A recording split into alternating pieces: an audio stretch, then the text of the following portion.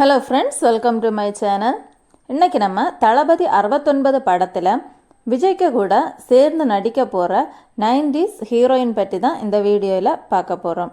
வாங்க வீடியோக்குள்ளே போகலாம்.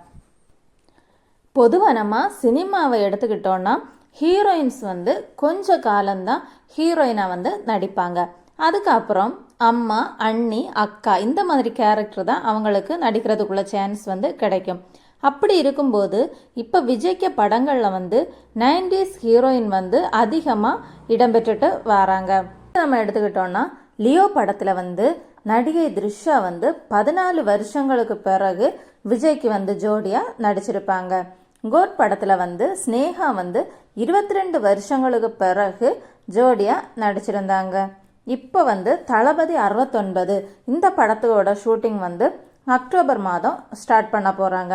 இந்த படத்துலையும் நடிகை சிம்ரன் நடிக்க போகிறாங்க அப்படிங்கிற தகவல் வெளியாயிருக்கு.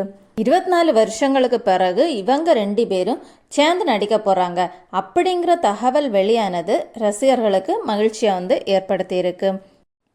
சிம்ரன் இந்த படத்தில் முக்கியமான கேரக்டரில் நடிக்க போகிறாங்க அப்படிங்கிற தகவல் தான் வெளியாயிருக்கு.